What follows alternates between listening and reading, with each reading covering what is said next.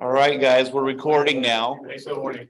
Yeah, warning for everyone, for our council member, welcome to GRC. Thanks for coming today and spending your lunch hour.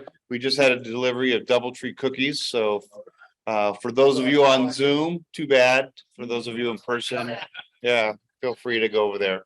So let's start by introducing ourselves, and we will introduce the people in person first. We'll start over with our esteemed colleague, Mr. Russell over there. Really hard. Cecil Russell with Sylvan Financial and fees. David Rice, council member, vice mayor, insurance, things. Steve Rank, past chairman. Chris Murphy, rhythm guitar, lead vocals, SW, Sierra Pacific Warehouse Group, and Repeat. Night at 10th Street. Tonight on 10th Street, we're rocking. Come on out. Reservations already. Sabrina Gonzalez, Fuel Membership Coordinator here at the Chamber. John Glines, I am on the chamber board and chairman of the GRC, and I am with the Modesto Gospel Mission. I'm Jason Conway, Modesto Gospel Mission. I'm Vanessa Emo. I'm the director of marketing for the DoubleTree by Modesto. Kirsty Boyette, executive director at American Leadership Forum and vice chair for the chamber board. Chairman-elect. Chairman-elect. I Steve Falls, regional program manager for Leader Conference. Jalen French, Director of Community and Economic Development, City of Modesto, youth soccer coach. Nice, yeah. All right, go ahead, Lisa. Hi, Lisa Mantero Moore with Assembly Member Adam Gray's office. And Dana. Good afternoon, Dana Ferreira, Regulatory Analyst for Modesto Irrigation District. Okay, Nick. Good morning, Nick Bureau with Rodriguez Strategies, here to speak with the chamber and the committee about no on Prop 30. All right, the other Nick. There's two of you today. Yeah, Nick DeCuslian with Supervisor Manny Graywell's office in the Stanislaus County Board of Supervisors. And Sherry. Good afternoon, Sheree Sprouse, Stanislaus County Health Services Agency, Public Health Division. Great. And the person with the last name Hayes. Mallory. Yes, hi, this is Mallory. I'm from Blue Diamond, Government and Public Affairs Manager for Blue Diamond Growers. Great, thank you. And Anita. Anita Young, representing the Sierra Club. I'm here especially because of the general plan update. Great, welcome everyone. Thank you. Oh, Andrew. Oh, hi, Andrew Gonzalez, Public Relations and Legislative Affairs Manager for the City of Modesto. Great. Thank you. I think that's all. I know there's a few that may be joining us in the middle. The first order of business is we just want to approve the GRC minutes from June. And that was AMR was here. We can get a motion. All right, Steve makes motion. Stephen. I'll second. Thank you, Dana. Dana seconds. All in favor? Any opposed? Aye. All right, great. So we're going to go out of a little bit out of order just because Nick is joining us on Zoom Burrow just to discuss briefly Proposition 30. And so he had asked the chamber to on behalf of a coalition to discuss voting no on Prop 30.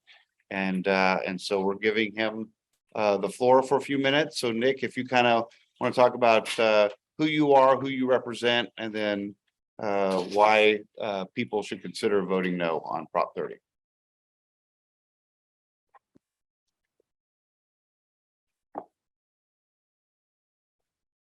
I think you're muted, Nick. Thank you. John, first off, just want to thank you so much for squeezing me in to speak to the council about Prop 30 and why we're pushing really hard to try and gain chamber support to oppose the statewide ballot initiative that's going to go before voters this November on election day. My name is Nick. I work with Rodriguez Strategies. We're working with a number of different groups to try and get the word out about Prop 30 and try to build a coalition opposing this ballot measure. I'm not sure if folks are aware of what Prop 30 is. Essentially, it is a tax increase on income earners of over $2 million, 1.75% income tax increase for the next 20 years. That would estimate to raise around $3 to $5 billion per year from this tax.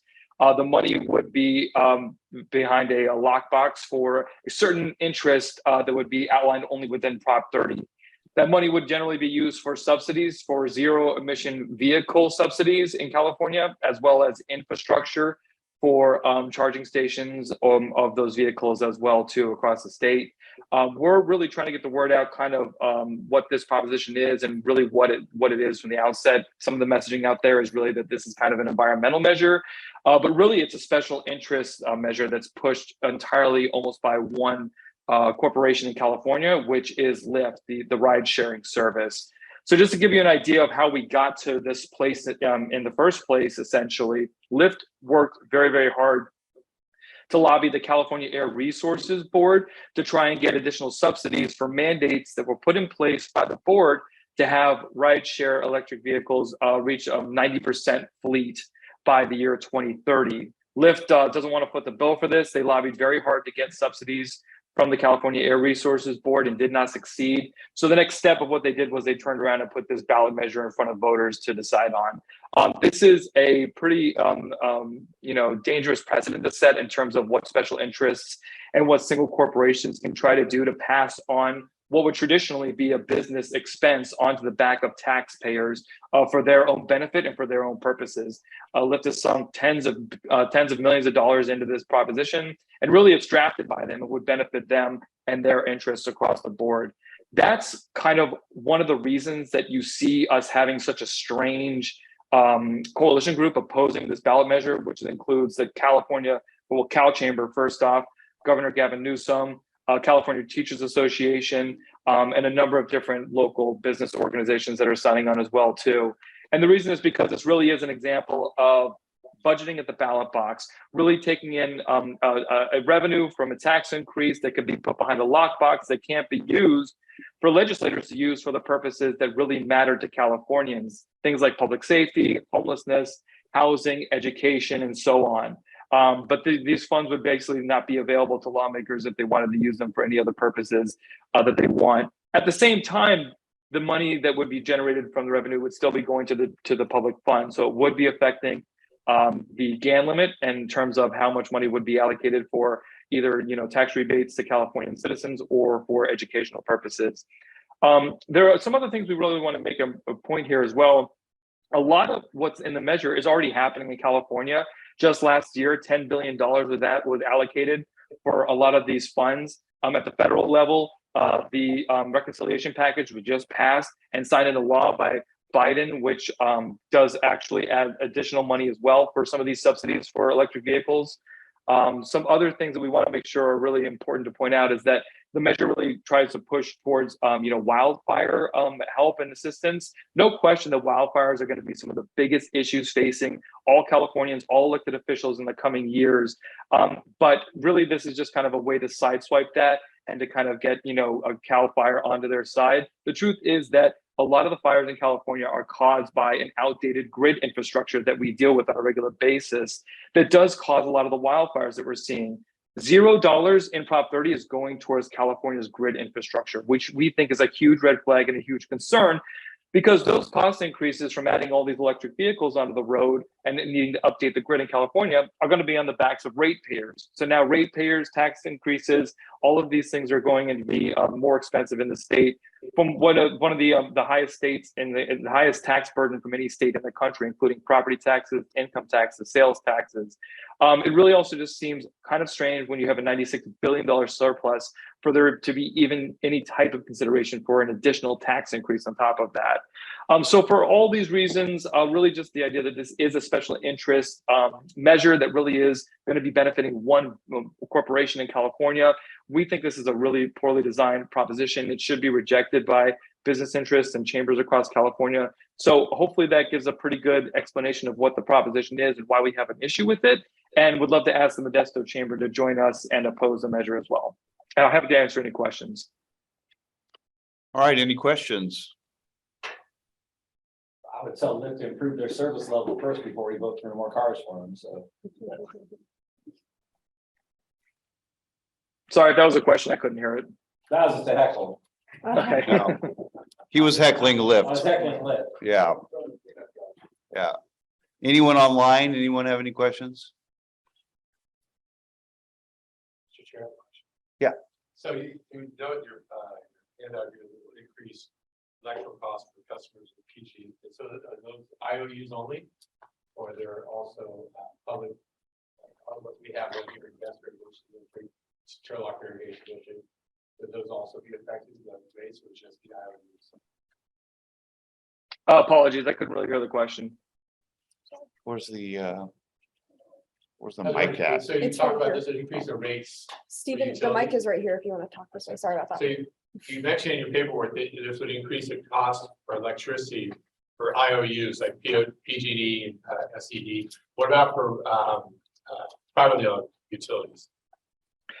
Yeah, that's a good question. I actually don't have details on that, so I'd have to look into it. I am kind of curious to, now that you mentioned it, look into the private utility market and see how that would be affected too. So to answer your question, I don't know, but I'll look into it.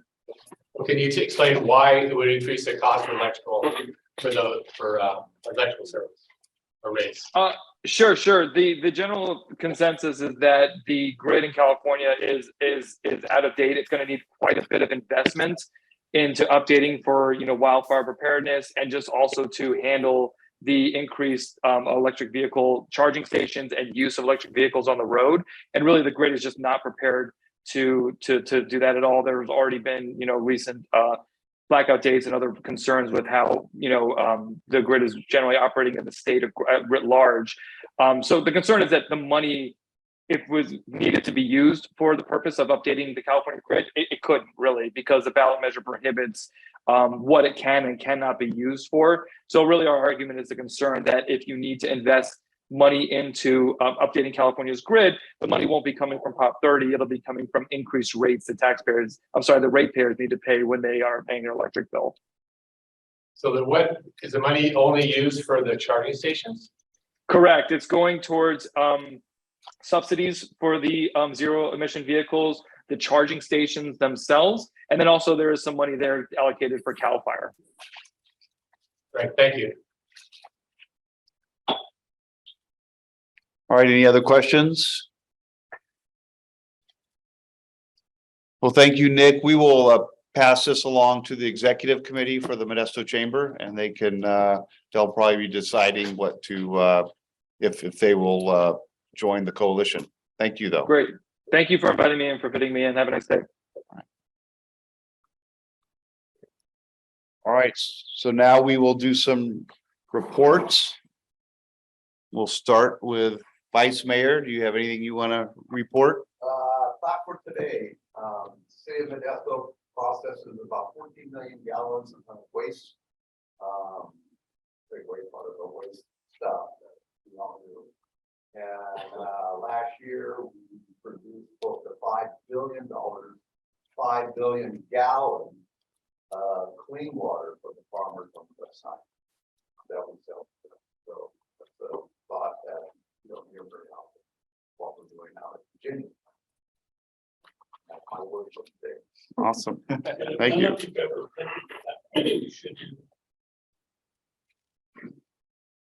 Definitely.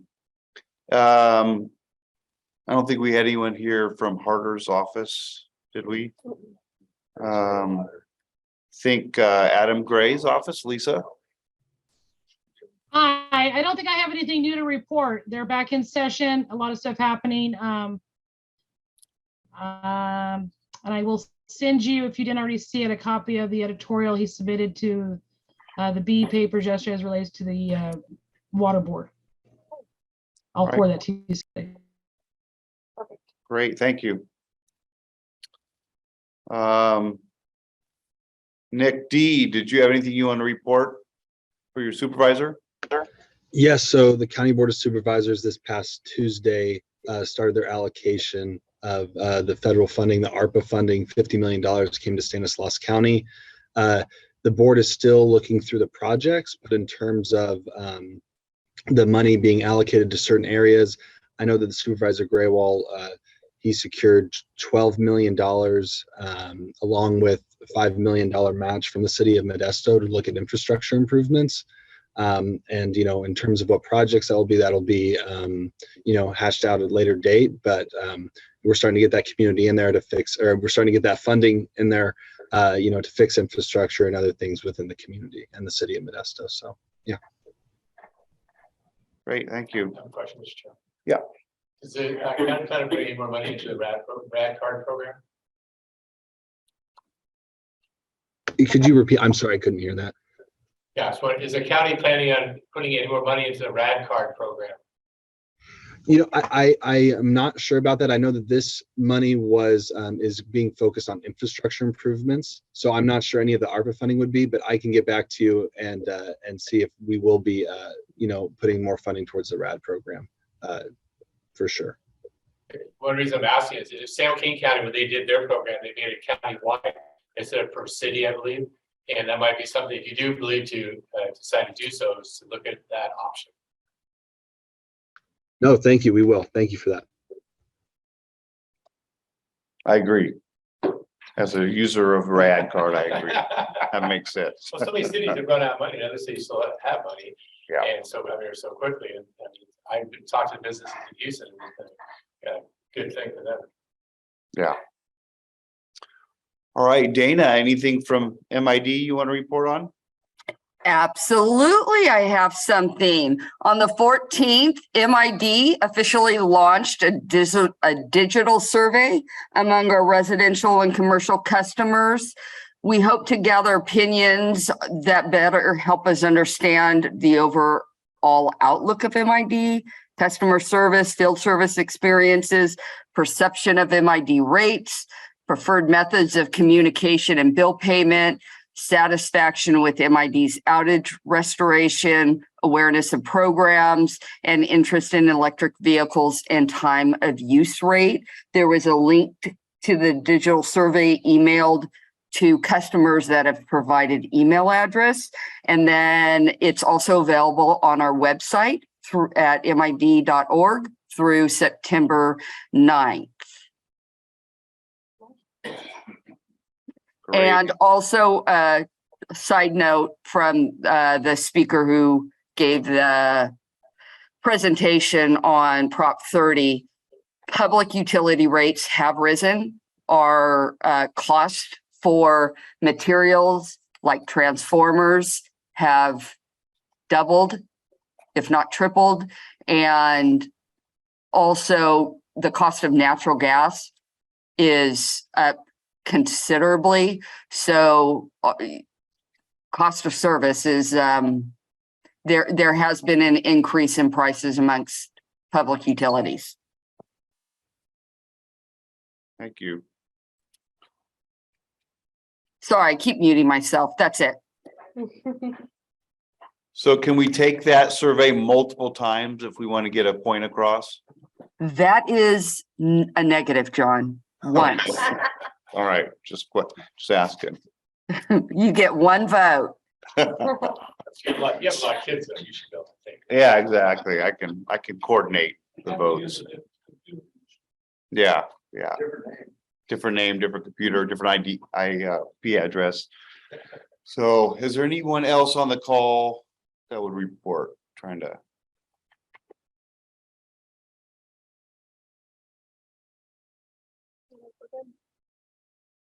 All right, so we will turn it over now to Stephen. I was gonna say our main speaker, Stephen Pauls. There he goes. Thank you very much. Did you? You have a copy, right? I do have your PowerPoint, yes. You're the best.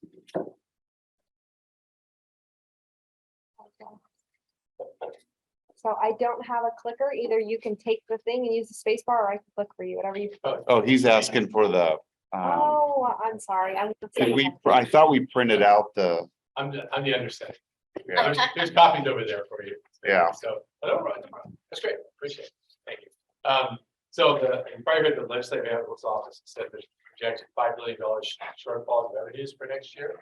This is unexpected because California tax system based on capital gains. Sorry. No, I just want to speak up. Sorry. Okay. So, California taxes. I need to yell. Unless my kids are around.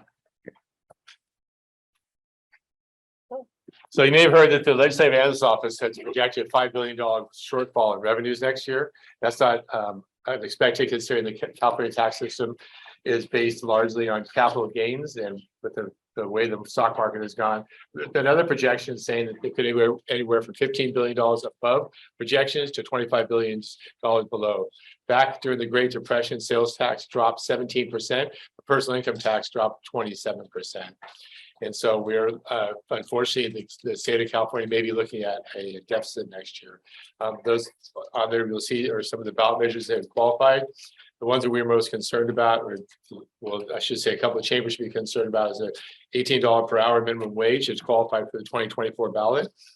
And the ones that the local entities, including special districts, cities and counties, are concerned about is the California Business Roundtable. That did not qualify for 2022, but it did qualify for the 2024 ballot. That makes it much less harder for local entities, like I said, special districts, MID, City of Modesto County, to be able to enact new taxes and fees or extend current ones. The original ballot measure would be retroactive back to January 1st of 2022.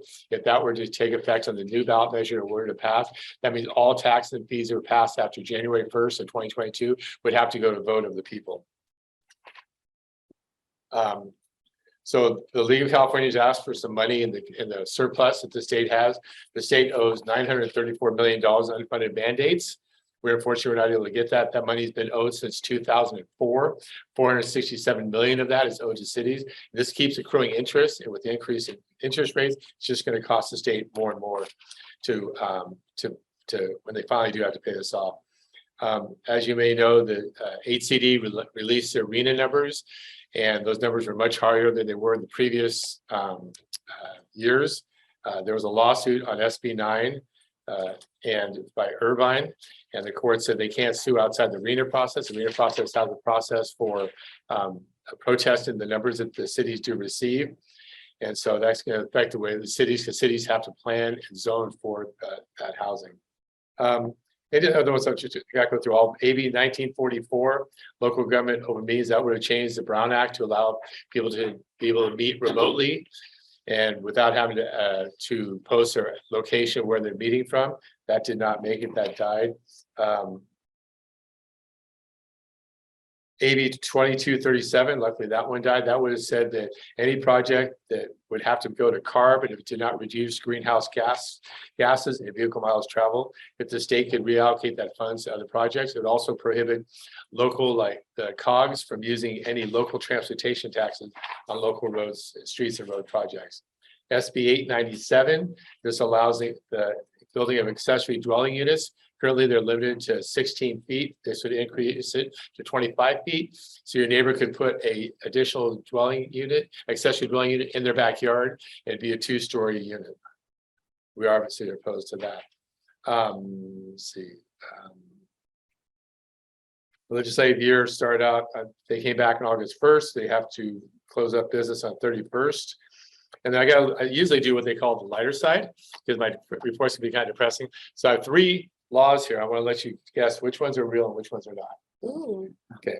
First one, in LA, you may not hunt moths under a street lamp. True or false? You may know what? I'm gonna say true. That's gotta be false. It's true. Wow. On what? You cannot hunt moths under a street light in Los Angeles. It's kind of unfair, right? I guess we're all gathering in one place. Yeah. Yeah, like, 20-foot moth, like when you were a kid, Yeah. That's crazy. So it's in San Francisco, it's illegal to use for used underwear to be employed in wiping off cars in a car wash. That's gotta be fake. I hope that's. That's fake. Is that male and female? Anyway, I'm not gonna go there. That's true.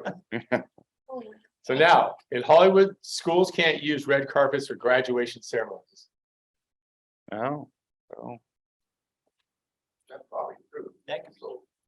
I'm No. gonna bet that it's true. Yeah. I'm gonna bet that you went all through. No, I made that one up myself. Okay. So anyway, thank you very much for it. Thanks, If dude. there's any questions you have, if you want to contact me outside of this meeting, please let me know. All right, thank you. All right, now for the main event. We have, Follow that, Jim. yeah, Jalen French from the city of Modesto. Everything in this presentation is true. Yeah. Are you okay with, do you want me to hit the slides or would you like to do it? It's just on the keyboard. Yeah, yeah, I'm pretty good. I'm pretty good. Okay. All right. So good morning, all. Glad to be here. My name is Jalen French, Director of Community and Economic Development for the city of Modesto. I'm bracing myself for the heckle that'll be coming later. Forward planning, long-range planning can be boring at times. I think the theme of this presentation is that this plan can set the tone for future decisions moving forward. And you'll hear that kind of throughout the document or throughout the presentation, excuse me. There you go. So when I think of the general plan update, I do think of this quote. This quote resonates with me. Plans are useless, but planning is indispensable. Dwight D. Eisenhower, military leader, 34th president. And what it means to me in terms of what we're doing, politics, trends, society, cultural norms, they all change over time, sort of rendering these plans useless, right? Things change. So we have to keep updating them. But what he said and what I agree with is it's the exploration of ideas, the having of conversations, the kind of getting to what's most important in your community. That's what's invaluable. That's what's most important. And so, our society changes, we change. These are living documents. They should be changed. Without planning, we could have an inefficient city, inadequate infrastructure.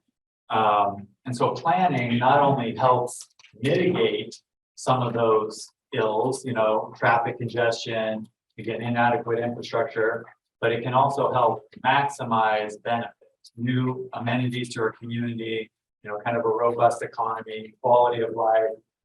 So it can not only mitigate the sort of ills, but it can maximize the benefits. So again, this plan sets the tone for future decisions made by the community.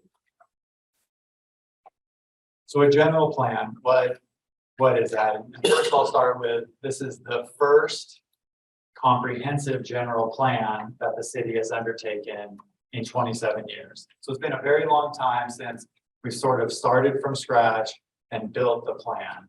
It'll be the first time in 27 years that we've affected the boundaries of our city, which is a big deal. But the general plan really contemplates the future.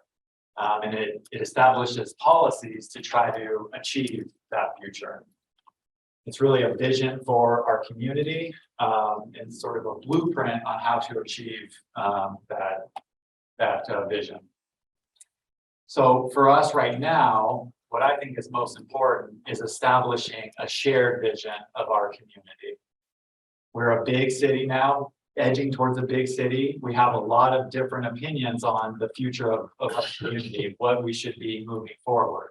220,000 population at this moment. It's a lot of different opinions. And, a lot of it has come down to maintaining that small town feel versus, pushing on to be a big city with big city amenities. Big city amenities sometimes lead to growth. So there's this, kind of tug between not only our council members over the years, not specifically speaking to any council members, but, over the years and our community about what is the future of our city. And so in this moment, again, I think for this plan, the first comprehensive plan, general plan update in 27 years, it's really important to establish a shared vision of our community. And I think the success of the plan will be derived from that shared vision. And that shared vision will be derived from conversations. Can I ask a question? Of course. Well, the question really should be one question at the end. But I want to ask this one. You said the city population is 225. 220, yeah. Yeah. 225. But the county islands are not included in that 225, correct? Correct. And do you have any idea if you included those, how many more people that would I don't. The county's population's 110, 115, pockets are 15, 20% of that. I don't know. So you're looking at 20, 30,000 maybe. And that's all over the county, not just in Modesto. So, another 15, 20,000. I'm just, very rough math.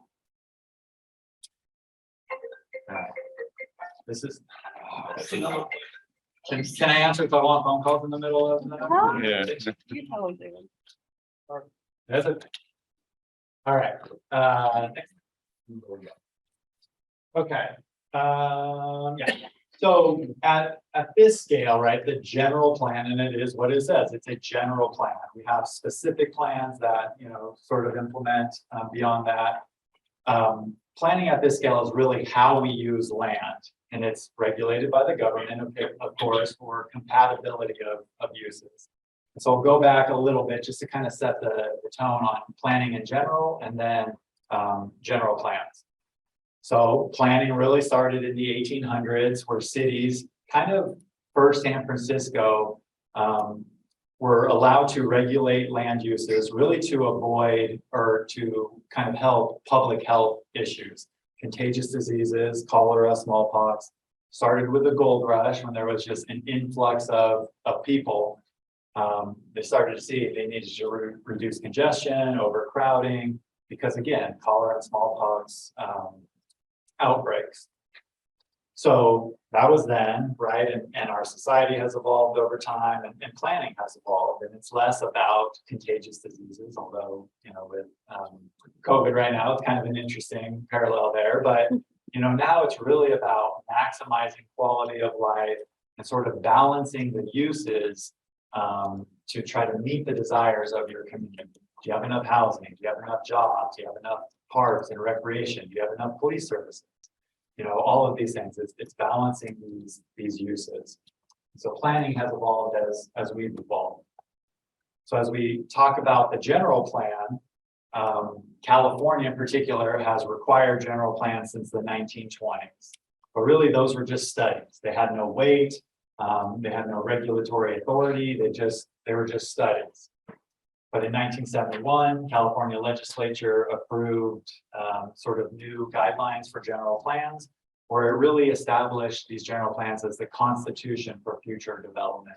It was that, how are you going to develop in the future? And I do want to stress, the general plan is not development, right? The city sets the groundwork, creates the environment for development to happen, but by and large, right, development happens on the private side. So the general plan doesn't speak to the specific developments. But again, the theme, it sets the tone for future decisions. So we list up here 8 bullet points. Every city and county must have a general plan, and we have to report on it annually, how we're sort of tracking against some of our policies. There are 8 elements or chapters that are required. It doesn't mean you have to literally have a chapter on each one of these, but these topics have to be addressed in your plan. And it doesn't preclude any city from having additional elements. Ones that come to mind, economic development, kind of, climate type things, really addressing climate. Environmental justice was just recently added.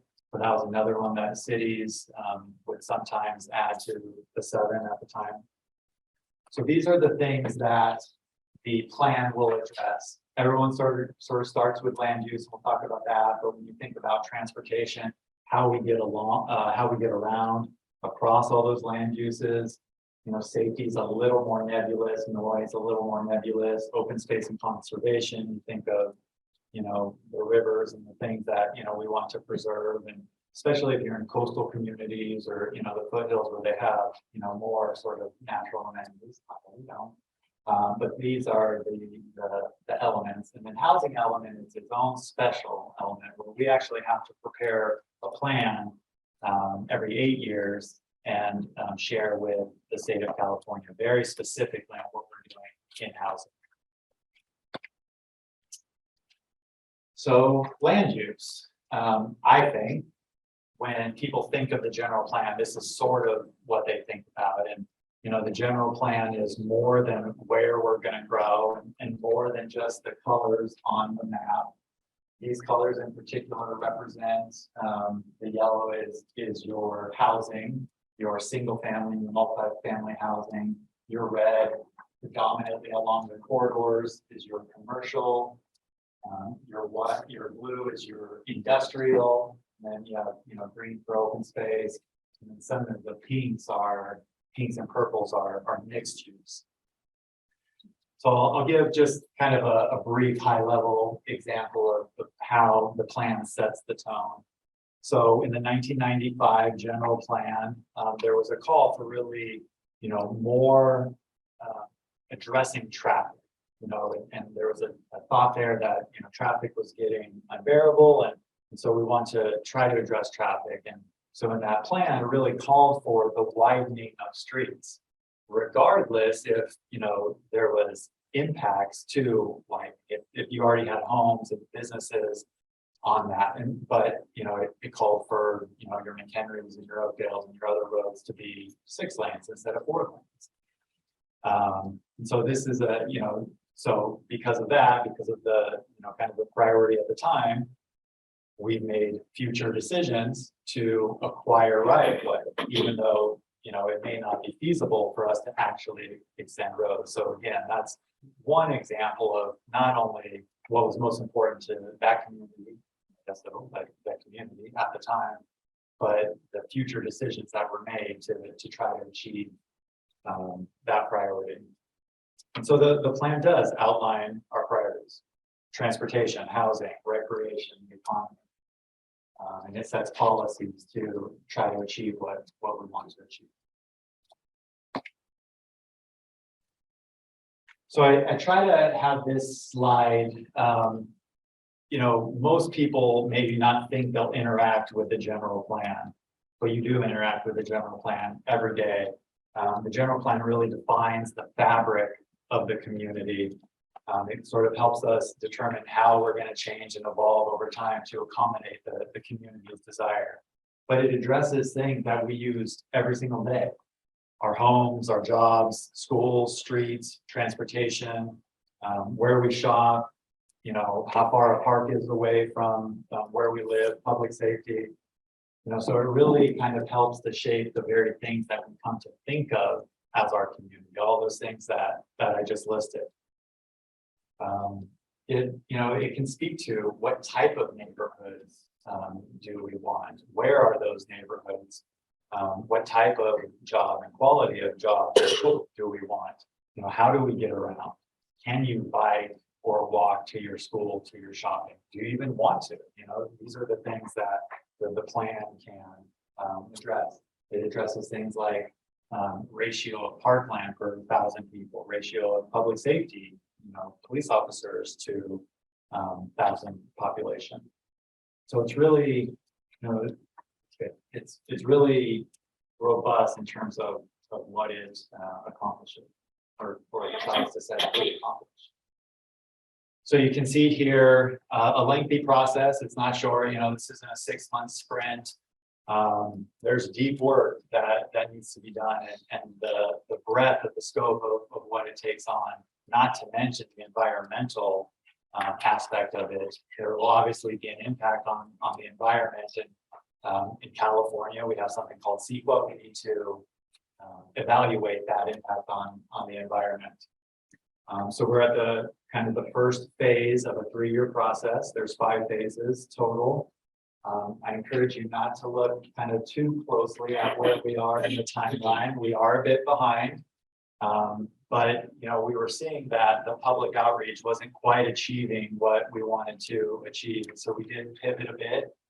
We got some consultant help to help us reach out to, some of the communities that don't historically participate, to try to reach those communities. So we retained Debrief, and they're doing some good work trying to get to those communities. But we ourselves, city staff, we've also are scheduling, almost 35 meetings, not exactly like this is more of a presentation, but really sit down meetings to talk with those who are interested in our community from different viewpoints, from different perspectives, to try to get their view, their vision of the city of Modesto, again, to create that shared vision. So, once we have the vision, you know, kind of working towards the timeline, once we have the vision, we'll start to establish goals to achieve the vision. Then from the goals, we'll start to establish land use scenarios. If you think about the colorful picture, the colorful map, your land use scenarios will be different versions of how and where we grow. And that doesn't just necessarily mean where we're going to grow out, although it could. It means sort of what's the community going to look like over time? What does McHenry look like over time? What does downtown look like over time? So we expect to get into the land use scenario, kind of modeling the different options, probably the first part of next year. So that'll be a very robust community engagement, full part of the plan, and we'll be out, before all of you and your various groups at that time. And once we kind of have the preferred land use alternatives, then we create the policies which really make up the plan. We will prepare the actual plan document as well as the environmental review, and that'll stretch out into 2024. So we really do need all of your help, city staff. We only have so many resources to get out into community. We have a very big community. So we really do need your help to kind of drive conversation, drive people to meetings, that type of thing. But if you have, a moment of inspiration, 2 a.m. in your pajamas, we've got you covered too. We have set up a website with online surveys. You can just put comments, like just any comment you want. This is what I see for this future of Modesto. We'll start to collect some of the keywords from the comments that we've received and see really what, kind of rises to the top, and we'll use that throughout the process. John, you can go on the website anytime you want. All right, I that's think that good to is know. true. I think you can put as much as you want. So again, spread the word, stay engaged. I would say even, dare I say, stay excited in the process. It is a long process, but again, it really does set the tone for future decisions that are made. Go to the next slide. I did like this quote as well. We make our community, we make our future. The future isn't something that we just enter, right? We're not walking into a door. This is the future. We create the future. And so, I hope we can all create Modesto's future together for sure through this plan and other things. So now I'd be happy to answer any questions that you have. So I have. He raised his hand. I saw it. Zoom etiquette. So explain what environmental justice is. Sure. So in a sentence, environmental justice is ensuring that any decision that is made doesn't unduly burden or benefit one population versus another. And so it's predominantly around, your kind of air quality, but it also really gets into, street trees and sidewalks and, those types of things. So moving forward, those are things that happened in the past, but moving forward, we need to ensure that decisions we make don't unduly burden one population or benefit one population or area or whatever it may be. So with that said, if you drive around Modesto, I happen to be the chairman of the oversight committee for the Modesto schools bonds issue. And so they spent $110 million this summer. And so we did a tour, our group, because we have an oversight, we did a tour with them. And it's really amazing when you get all over on the south, the west side, and then the south side, where some of the schools are. And spending a lot of money upgrading the schools and that. But in those neighborhoods, they are horrific.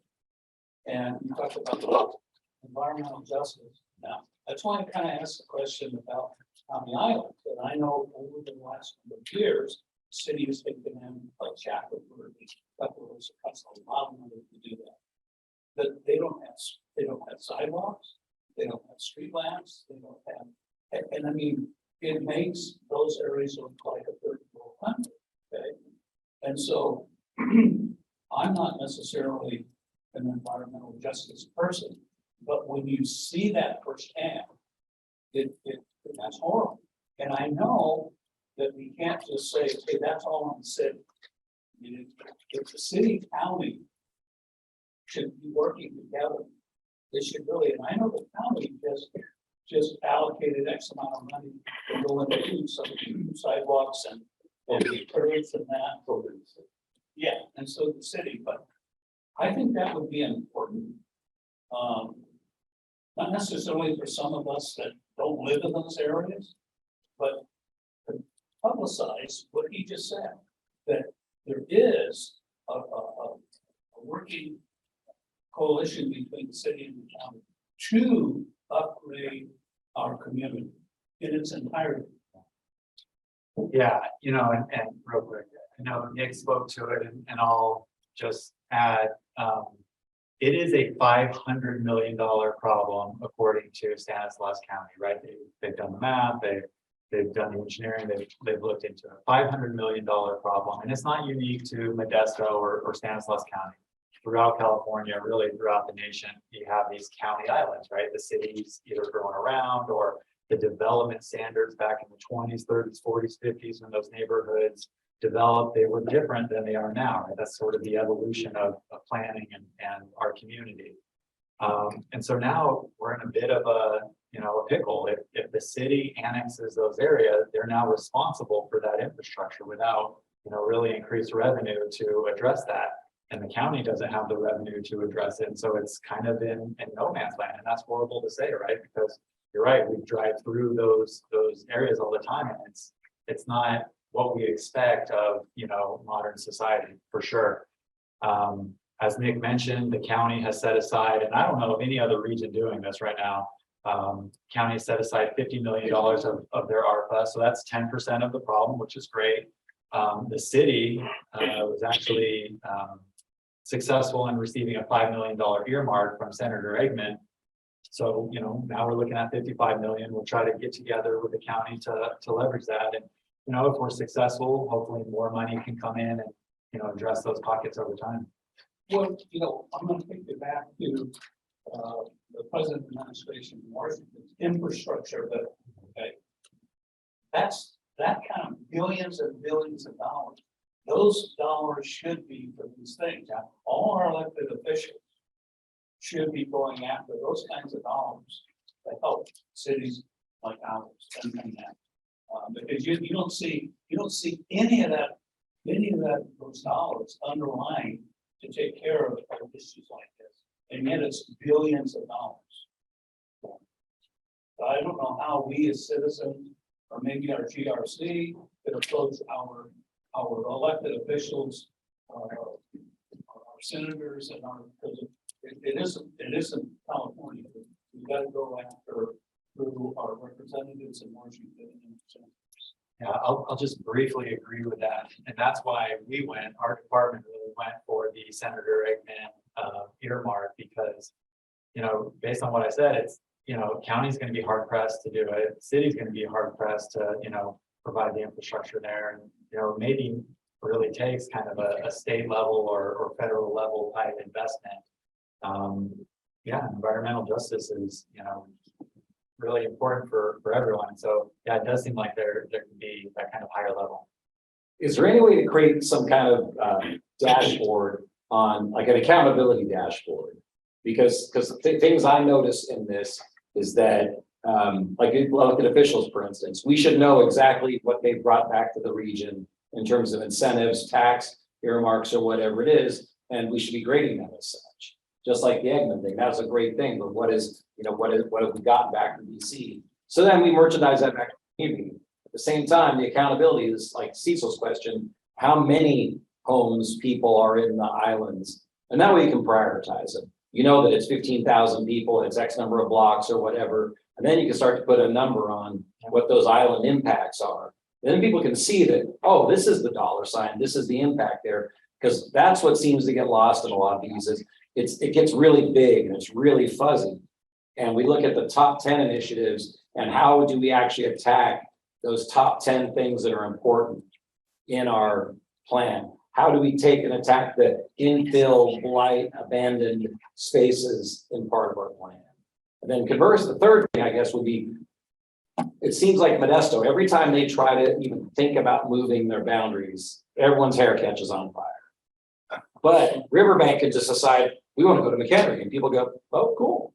I mean, we should fight like tooth and nail and that kind of stuff. I mean, yeah, I mean, so I look at what Ceres has done to Mitchell and Hatch in terms of the economy. Well, that's economic planning. And so now we're forced to go to Valley Home or a Faith Home Road because we traffified everything. So, I mean, there's got to be a way we can say when we talk about, economic, equality, how do we move goods and services? Well, when we do put the streets in, how did it actually work out? And that's where I think the people have a tough time attaching themselves to these general plan because we were going to do this. Did it actually happen? And how did it shake out 10 years later? Yeah. And then my fourth point, I guess, is are we aligned with the Stanislaus 2030 thing that Dylan and Marianne are? Because I hate to have that plan go one way and this plan goes this way, but they don't cross section. Yeah, 100%. I think it's really good timing that Stanislaus 2030 is out in front of, our bid. And so, but yeah, we can pick it up through our. Some time ago, I think it was 5 or 6 years ago, that last time that the city revisited the general plan update, the chamber formed a committee to participate in that. I think Craig Lewis was the chair of that committee. And out of that, we had 2 subcommittees, 1 transportation, 1 land use. And I think we came up with some really comprehensive, articulate ideas for that plan to move forward to the city council. Has any of those recommendations been revisited? Yes. So what our consultant, and we do have a consultant on board to help staff navigate this effort. What our consultant has done is really reviewed some of the prior planning and some of the prior recommendations, suggestions from various groups. And, all of that will be folded in. And I won't say it's going to be folded in a direct way, right? So now we're going through this planning effort. We need to understand, does the vision of the community match, in this example, what the chamber had said, those many years ago.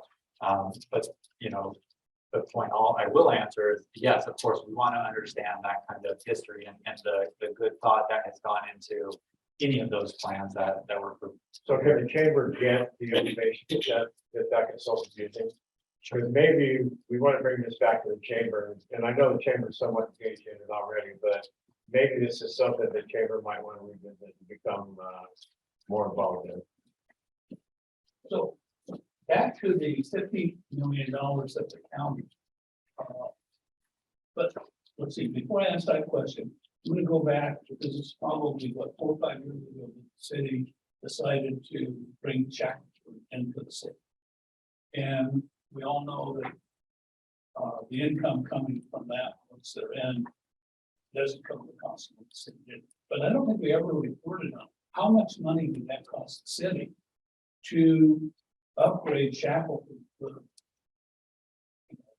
curbs, gutters, sidewalks, lighting, streets. So how much did that cost? That would then let us know approximately what would it cost for all of these others. And so that's number one. Number two is of the 50 million that the county has allocated, and it isn't just for Modesto. Okay? But it would like to know, I'd like to know how much of that 50 million is Modesto. And once those areas are done, are they then right to be annexed into the city? For sure. So the Shackelford cost, I don't know it offhand, but I know it's there. Like we can find it easily. Well, some of that Shackelford was grant money too. There was a lot of grant money. I know it's a partnership between the city and the county. But in terms of the cost for all these county islands. The county has done a very detailed, they have maps of each county island. They have a chart that line items out, each thing, each utility sidewalk is this much for this island. Street lighting and trees and utilities, it's very line item out. That's why I know it's the $500 million, $500 million effort. So we do know specifically what is needed and how much it will cost. And so the county is going through a process right now. They just did their public outreach to try to figure out from the community what's important to them. And then they say over the next month or so, kind of nail down the specific use of that $50 million, from what I understand. And if Nick has anything to add to that, I don't want to speak out of turn, but that's my understanding of the process. So I have one last thing, and I know Craig, did you just come on, Craig? No, You're on mute, Craig.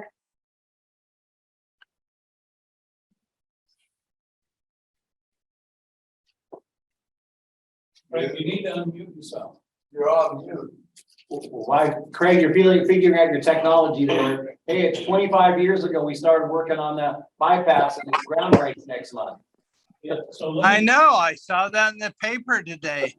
So Craig, I asked most of your questions already. I have one last one. Can you go back to the slide that shows the city with all the colors on that? Come on. I can definitely do that. This 1 second. Wait a minute. Yeah, that. With all the colors. I got it. Sorry. I wasn't prepared for this.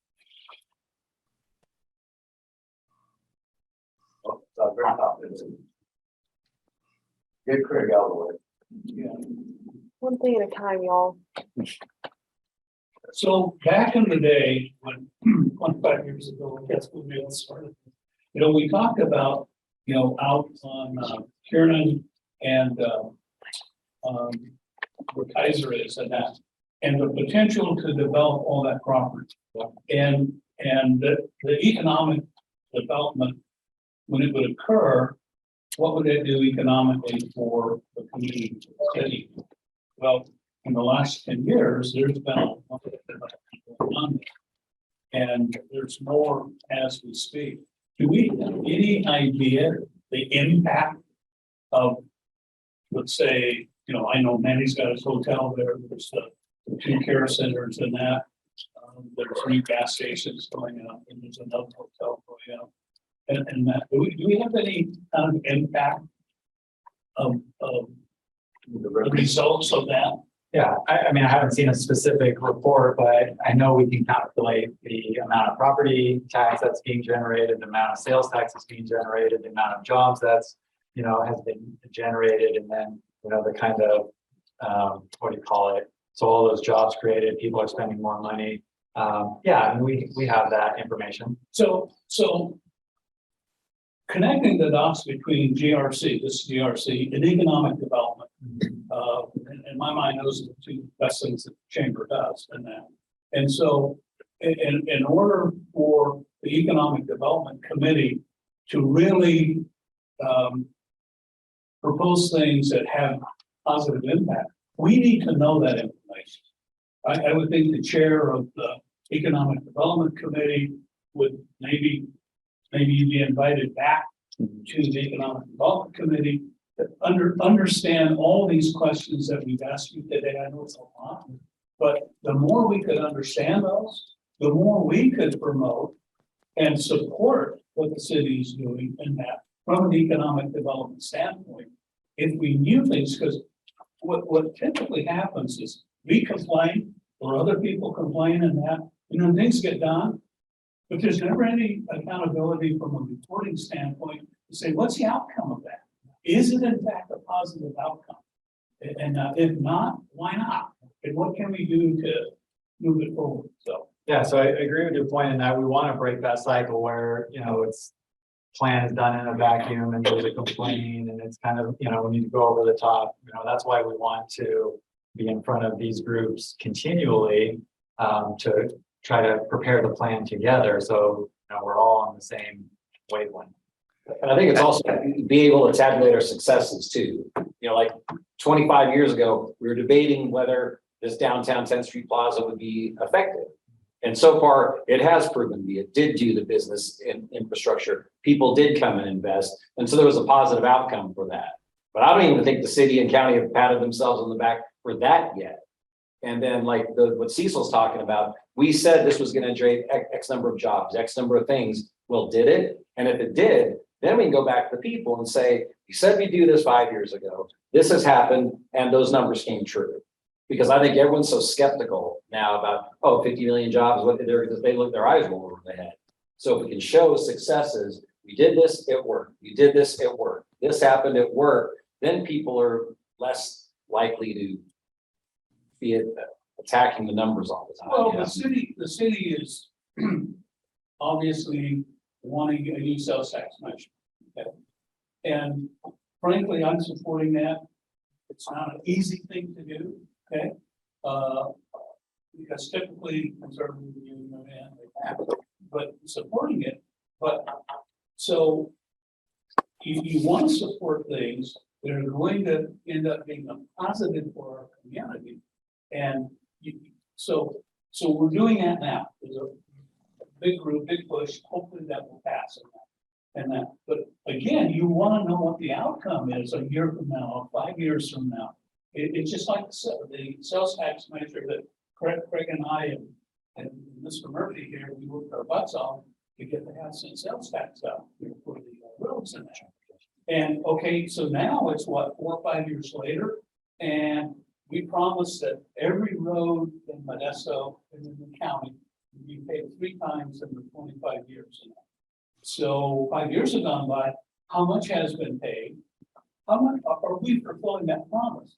It's like I told you, I'm the chair of the oversight committee for the Modesto Season Fund issue. We report on it. We say, okay, we told your taxpayer that we would spend this $100 million on one point of entry, blah, blah, blah, blah, blah, blah, blah. And we have to report as an oversight committee to the board so they can tell the voters, yes, in fact, we did this, this, this, and that. Okay. I think the more of that can happen, the easier it would be to acquire the funds to move forward. I appreciate that point. I know we do. Can I get in here somehow and make a couple of comments, even though I'm late? Jillian, quit smiling. I see that. Hey, can I? Well, anyway, Chris, go ahead. I didn't mean to cut you off. No, I'm good. You had go to your point. Okay. Could we bring the map back up? I want to talk about that a minute. Oh, sorry about that. It's all right. You don't need to see me. You need to see the map. Jalen, I have 3 questions. And I'll just run off all 3 and then you can address them as you want. What is happening with the southwest section of Modesto, that 1,500 acres is where Bonzi is, et cetera, et cetera. There has been a talk in the past about eliminating that, making sure that we protect the Gallo property on 132. Anyway, so eliminating that 1,500 acres. And then that's one question. Second question is, what are we going to do? What is in the plan to take advantage of the new 132, which will be a major corridor to the bay? And of course, everybody, all the businesses want to be along the freeway. I do deals up and down the valley, and of course, everybody wants to be on the freeway. And we're going to have a new freeway. What are we doing to take advantage of that 132 corridor, protecting the Gallo estate south of Mays Boulevard? Number 2. Number 3 is, could you give us an update? There's been a I think, a tremendous amount of progress made on the city-county tax sharing agreement for North Modesto and even Salida relative to how they can mitigate that. And so that there is a possibility of having water and sewer north of Kiernan in the northwest corner of Modesto/Salida. Okay, thank you, Craig. For numbers 1 and 2, we are too early in this process to really nail down what specifically will happen on that sort of southwest side of the city and as it pertains to the 132 corridor. But, you know, it is a planning, you know, precept. It's a, you know, something you do in planning to absolutely. I always say the story. If you were to Sim City Modesto, if you were to start from scratch, you would just grow, no politics, no anything like that. You'd grow concentrically around the downtown, and then you'd grow along your major transportation corridors. Right. And you're right, there's a new, you know, transportation corridor being constructed right now. We're in phase 1, should open next month. We definitely need to consider that in our plan. You know, as well as I know, and I would say this in front of any group, there have been those out there, this community has really wanted to preserve ag land, preserve some of our neighborhoods. And so there's been a natural conflict there. So we will go through the planning effort to determine what is the best use of these areas of the city and how do we capitalize on the amenities, in this case, the transportation corridor that we do have. And then, well, if I can just comment on that, I'm more than supportive of preserving the real wood colony.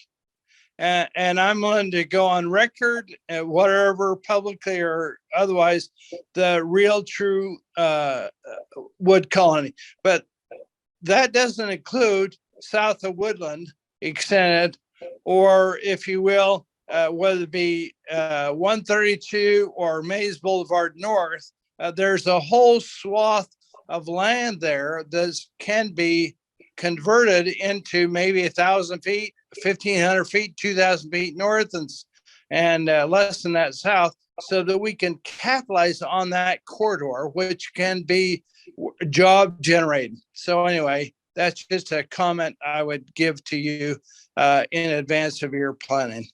yeah, and I thank you. On the tax sharing doesn't specifically allow us to, you know, punch into the Salida or share services there necessarily, but we do have a master tax sharing agreement with the county, and you know, because they provide services, libraries, Yeah. you know, behavioral health, jail, those type of services, all residents of cities use. They you know, get a bit more of the property tax when there's an annexation, before annexation, all that.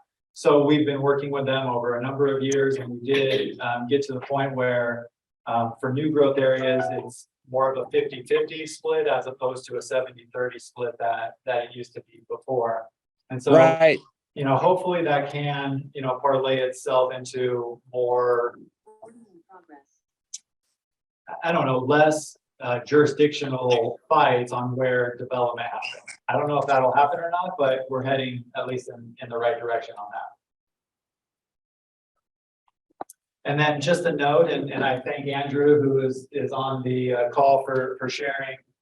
We are producing, we are trying to get, I'll just talk about the Measure L. We're trying to get out there more with what we've done on Measure L, and we have throughout, but we have a series of videos that we prepared that really shows, you know, what the residents have received for their, you know, for their money. And those are on our website. And on that note, Stan Cog will be here next month to talk to GRC, and part of that discussion will be about Measure L. But ask them to come prepared. Yeah. To give us real facts. Yeah. I'll do that. Who's the city's Mayor. So normally 3, Zalaki was on, obviously Zalaki. Any other questions? So Jalen, I have a question. So, you met with the Hispanic Chamber yesterday, you're meeting with the Vanessa Chamber today. How many more of these meetings do you have left? And how can we stay abreast of what was discussed and sort of what were the takeaways from those meetings? Perfect. So we did schedule 34 of those types of meetings that you're referring to. Look through, we've held 12 of them so far, so we have, another 2/3 to go.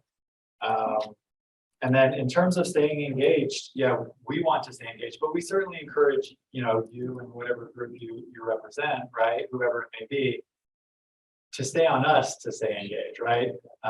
We don't want to just have it a one-sided relationship where, we're reaching out all the time. But as I mentioned, once we get through these meetings, we will draft a vision statement. We'll send it out to everyone we talk to. We'll get some feedback.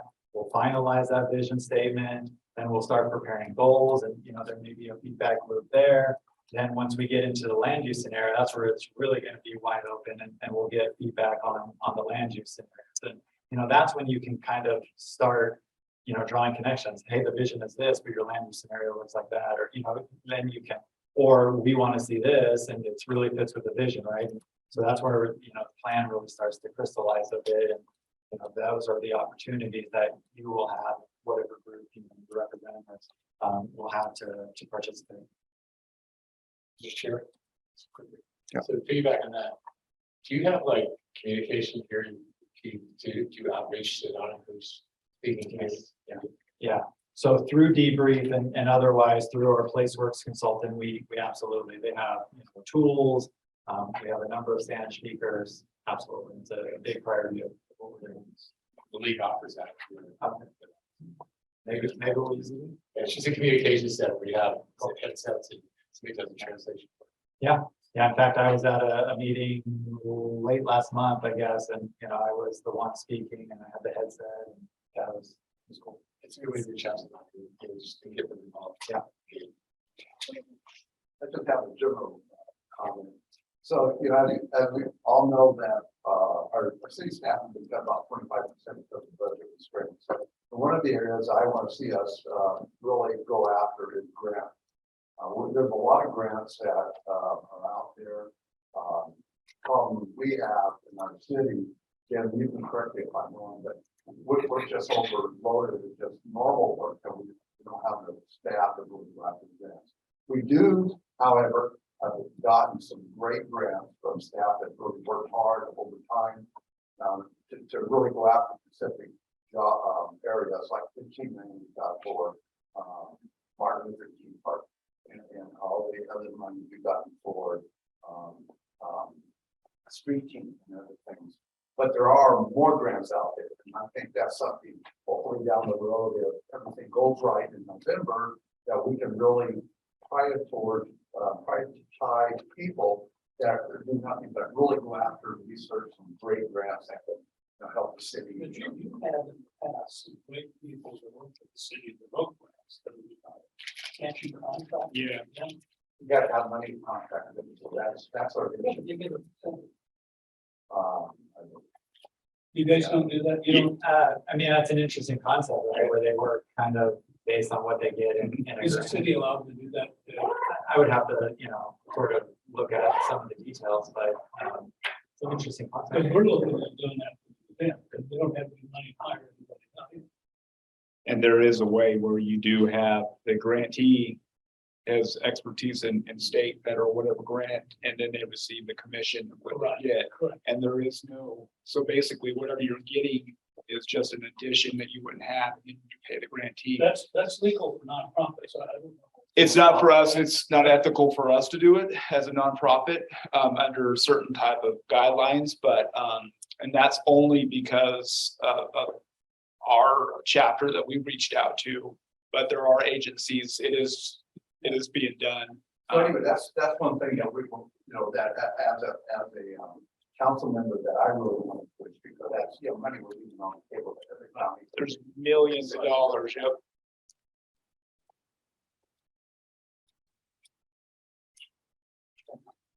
Great job. Thank you. Yeah, thanks. No, no heckle. It's all good stuff. All right, all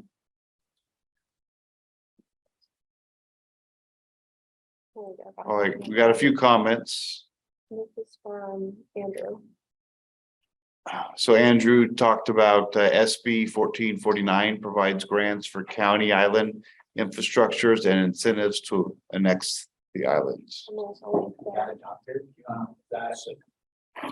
That's still, do you know anything about that, Stephen? Is that still? I'll talk to Andrew about Yeah. And then Craig. And then Craig says, how can we be more informed about the city county discussions and the tax sharing agreements relative to North County? I'll get a hold of him. Okay, so Jalen will contact you, Craig, on that. Excellent. That's all I know. All right, well, let me just announce, we'll get out here maybe 5 minutes early, but let me just announce that coming up, as I said, September, actually, I was wrong, September 15th, Stu Gilman's gonna be here from the MID board, and he's gonna talk about MID and water issues. And then on the 21st of October, Rosa Park, Executive Director of Stancop will be there. So is Dana still on the call? She is, Dana. Dana, you make sure he's prepared when he comes. Well, technically, that would be Melissa's job, but I will definitely be there to support and pass the message along. And Cecil, I do have to offer you an apology, but I will have a box of the greening of Paradise Valley delivered to the chamber for you. Can't you deliver them to the museum? To where? Chamber doesn't like holding stuff to me. We do not. Museum. Where would you like them delivered? Because I will do that personally. Museum. 610 North 9th Street. Okay. It'll be next week, but I'll do it. Too nice, And Dana. by the way, I would expect, even though it's not your job, you always did everything anyway. For you, yes. I am still waiting for my MID ball cap I never received, Dana, but that's okay. I didn't know they had ball caps. Oh my goodness. Y'all are so demanding today. I have a hat for you, John. Thank you. I think Chris wants one too. Good. Let's get it. Love it. Oh, man. All right, well, everyone have a great rest of your summer, if you still consider it summer. And we'll see you next month. Thanks. Thank Come out rocking the plaza tonight. We'll play some good songs for you. I will be there.